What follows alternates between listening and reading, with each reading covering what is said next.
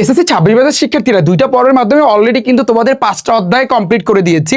এমন কোনো প্রশ্ন নাই যেই প্রশ্নগুলা যেগুলো আমি করাইছি এর বাহির থেকে আসবে, এটা আমি তোমাদের চ্যালেঞ্জ দিয়ে বলতে পারি। এবং এই দ্বিতীয় নাম্বার পর্বে তোমরা একটু যদি খেয়াল করো, এই দ্বিতীয় পর্বে আমি কিন্তু ভাইয়া বীজগাণিতিক রাশি, তারপর হচ্ছে ত্রিকোণমিতি অলরেডি কিন্তু কমপ্লিট করে দিয়েছি। এর বাইরে আমি যা করাইছি, এবং প্রথম পর্বে তোমরা কিন্তু প্রত্যেকেই জানো, এই যে দেখো প্রথম পর্বে প্রায় 5 লক্ষের উপরে কিন্তু শিক্ষার্থী এই ক্লাসটা কিন্তু দেখে ফেলেছে। প্রথম পর্বে তোমাদের কিন্তু সেট অফ ফাংশন, ব্যবহারিক জ্যামিতি এবং বৃত্ত অধ্যায়, যে অধ্যায়গুলো নিয়ে তোমরা কিন্তু অনেক ঝামেলা আছো, আমি কিন্তু সেগুলো টাইপ ওয়াইজ তোমাদেরকে কভার করে দিয়েছি। আমি আবারও চ্যালেঞ্জ করতেছি, টোটাল প্রথম পর্ব এবং দ্বিতীয় পর্ব টোটাল 5টা অধ্যায় কিন্তু কমপ্লিট, বাকি আর একটা পর্ব কিন্তু আসতেছে। এই পর্বগুলোতে যে কয়টা আমি অঙ্ক দিছি না, এর বাইরে থেকে আসবে না।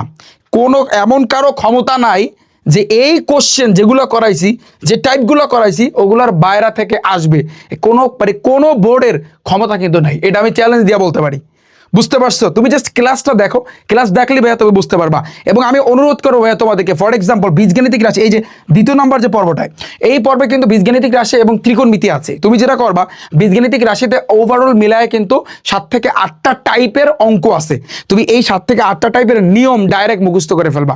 আবার আমি যদি বলি ত্রিকোণমিতির ক্ষেত্রে কিন্তু ভাই নিয়ম আছে, তুমি ডাইরেক্ট মুখস্থ করে ফেলবা। তুমি লেট করো না, 2টা পর্ব কিন্তু অলরেডি ডান, দ্রুত গতিতে ভাইয়া দেখে ফেলো। এবং এমসিকিউ তো আছে, এমসিকিউ তো টাইপ ওয়াইজ কিন্তু আছে। এর বাইরে থেকে কোনো কোশ্চেন আসবে না। চ্যালেঞ্জ, তোমাকে আমি চ্যালেঞ্জ করতে পারি, চ্যালেঞ্জ দিলাম, এর বাইরে থেকে কোনো বোর্ডে কোনো প্রশ্ন আসবে না। যদি তুমি না দেখে থাকো, অনেক কিছু ভাইয়া তোমার পস্তাইতে হবে, হলে বসে তুমি ভাইয়া কিন্তু পস্তাবা।